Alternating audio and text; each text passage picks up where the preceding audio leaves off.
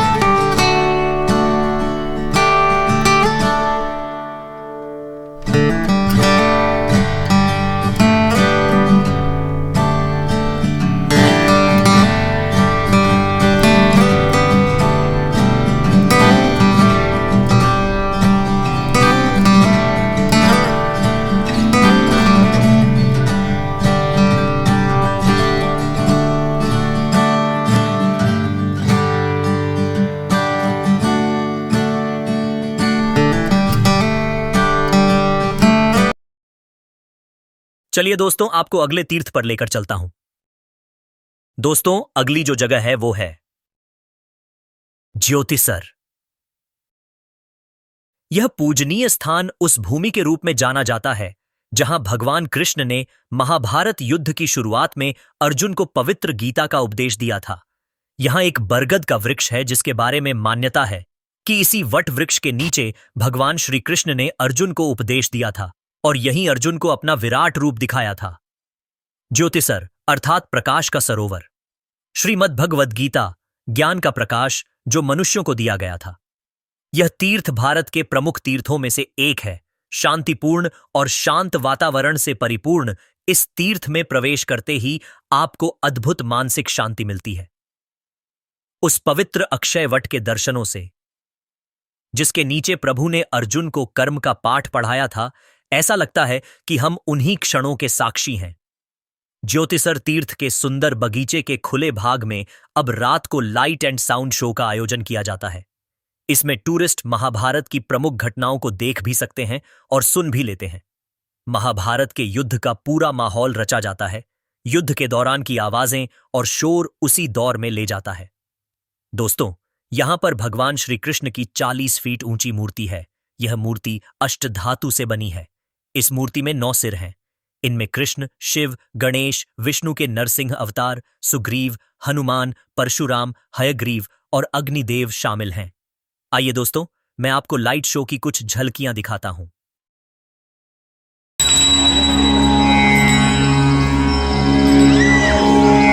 नमस्कार। ज्योतिसर की पावन भूमि में आप सबका स्वागत है।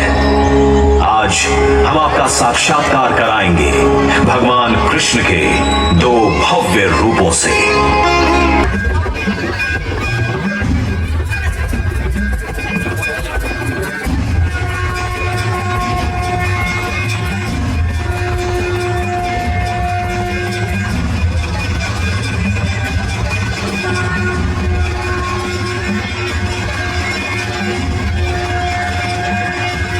श्री हरि ने धर्म की रक्षा हेतु हर काल में अवतार लिया और यहीं से शुरू होगी हमारी आज की ये दर्शनीय मल्टीमीडिया प्रस्तुति।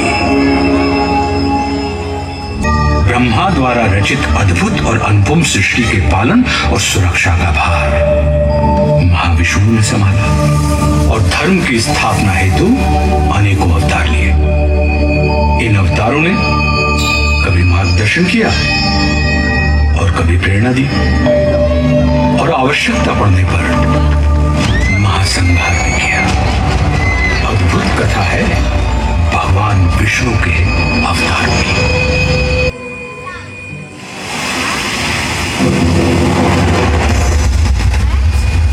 मत्स्य रूप में नौका से जीवन को पार लगाया। ओंकार क्षत्रियों का बोला, परशुराम बने काल।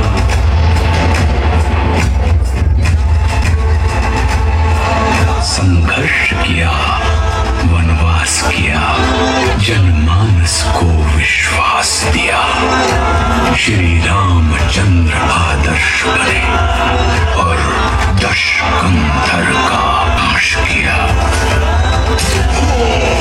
ये वो अवतार था जिसमें महाविष्णु ने प्रेम भी सिखाया और युद्ध भी।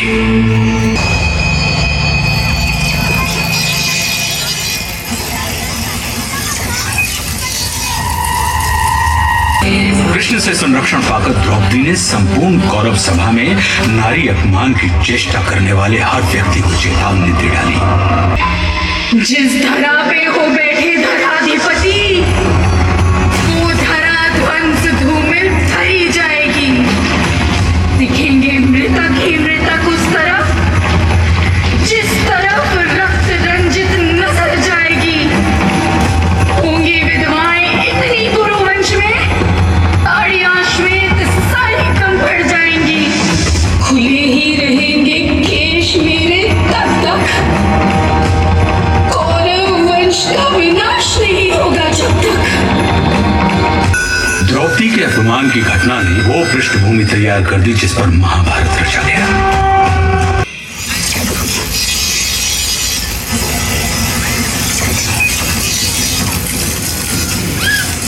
हरी सभा को छोड़ चले करके रणगर्जन घोर चले। मन दुर्योधन का नहीं मना और महाभारत का युद्ध। जब नाश मनुष्य पर छाता है, पहले विवेक मर जाता है। अपने कुटुंबियों को मारकर माधव हम सुखी कैसे हो सकते हैं?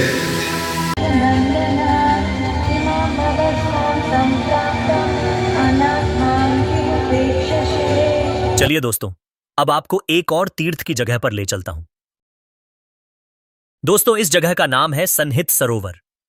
हिंदू भक्तों के लिए यह जगह काफी पवित्र है। ऐसा माना जाता है कि यह सरोवर 7 पवित्र सरस्वती नदियों का संगम स्थल है, इसलिए इसका जल पवित्र माना जाता है। सन्निहित सरोवर में भगवान विष्णु और माता लक्ष्मी का वास माना जाता है और ऐसी मान्यता है कि इस नदी में स्नान करने से भटकती आत्माओं से शांति मिल जाती है। दोस्तों, यही नहीं, एक और मान्यता है कि ऋषि दधीचि हिंदू धर्म के एक महान ऋषि थे। वे एक परम तपस्वी और दयालु व्यक्ति थे। वे वेद शास्त्रों के ज्ञाता थे और दूसरों का हित करना अपना धर्म मानते थे। वृत्रासुर ने देवलोक पर कब्जा कर लिया था। देवताओं ने ब्रह्मा जी से मदद मांगी तो उन्होंने बताया कि पृथ्वी पर रहने वाले महर्षि दधीचि की अस्थियों से वज्र बनाकर वृत्रासुर को हराया जा सकता है। देवराज इंद्र ने महर्षि दधीचि से अस्थियां मांगी, लेकिन झिझक रहे थे। उन्होंने सोचा कि जिन्होंने उनकी हत्या की कोशिश की थी, वे उनकी मदद कैसे कर सकते हैं। महर्षि दधीचि ने कहा कि अगर उनकी अस्थियों से मानव और देव जाति का कल्याण होता है तो वे अपनी अस्थियां दान करने के लिए तैयार हैं। महर्षि दधीचि ने योग माया से अपना शरीर त्याग दिया। उनकी हड्डियों से वज्र बनाया गया और देवराज इंद्र ने वृत्रासुर का वध किया। इस तरह ऋषि दधीचि ने दूसरों के कल्याण के लिए अपनी अस्थियां दान कर अमरदानी बन गए। दोस्तों, यह वही जगह है जहां महर्षि दधीचि ने देवता इंद्र को अपनी अस्थियां दान की थी। दोस्तों, अगली जगह का नाम है भीष्म कुंड। इस तीर्थ का संबंध भीष्म पितामह से है। कहा जाता है कि कौरवों की ओर से 10 दिन तक महाभारत युद्ध के पश्चात अर्जुन के बाणों से घायल होकर इसी स्थल पर भीष्म पितामह बाणों की शैया पर लेटे रहे। रणभूमि में घायल होकर जब भीष्म पितामह बाणों की शैया पर लेटे थे तो प्यास बुझाने के लिए उन्होंने कौरव पांडवों को इशारा किया। कौरव और पांडव उनके लिए पात्रों में सुगंधित पवित्र जल लेकर उपस्थित हुए, लेकिन उन्होंने पात्रों में लाए जल को अस्वीकार कर दिया। अर्जुन भीष्म पितामह का संकेत समझ चुके थे, इसलिए उन्होंने पारजन्य अस्त्र भूमि में मारकर जल को प्रकट किया। अर्जुन के बाणों से प्रकट हुई जलधारा से भीष्म पितामह ने अपनी प्यास बुझाई, इसलिए इस जगह का नाम भीष्म कुंड पड़ा। दोस्तों, अगला जो तीर्थ है उसका नाम है स्थानेश्वर महादेव मंदिर। स्थानेश्वर मंदिर एक प्राचीन मंदिर है। कहते हैं कि भगवान भोलेनाथ की शिवलिंग के रूप में पहली बार पूजा इसी स्थान पर हुई थी। यहां शिवलिंग विश्व में सबसे पहली बार स्थापित किया गया था। मान्यता के अनुसार इस शिवलिंग की स्थापना स्वयं भगवान ब्रह्मा ने आदिकाल में की थी। महाभारत से पूर्व भगवान कृष्ण ने पांडवों सहित इस शिवलिंग की पूजा की और युद्ध में विजय प्राप्ति का वरदान मांगा। अब दोस्तों, मैं बताता हूं कि मेरा कितना खर्चा आया रहने का और खाने का। दोस्तों, आप किसी भी धर्मशाला में 300 रुपए से 1000 तक किसी भी धर्मशाला में रह सकते हैं। और सस्ता खाना आपको छोले कुलचे जो 40 रुपए प्लेट और वेज बिरयानी, कड़ी चावल, छोले चावल आपको 50 रुपए में मिल जाएंगे। दोस्तों, अब मेरा कुरुक्षेत्र का टूर पूरा हो गया है और मैं कहना चाहूंगा इस तीर्थ में आपको बहुत कुछ सीखने को मिलेगा। स्वयं भगवान श्री कृष्ण जी ने यहां की धरती पर लोगों को बताया कि कैसे जिंदगी को जीना है। अंत में दोस्तों, अब मैं चल दिया अपनी एक और मंजिल की तरफ, अपनी अपाचे RTR 180 पर। फिर मिलेंगे दोस्तों एक और नई जगह पर। दोस्तों, अगर आपको वीडियो पसंद आए तो लाइक करें और चैनल को सब्सक्राइब करें।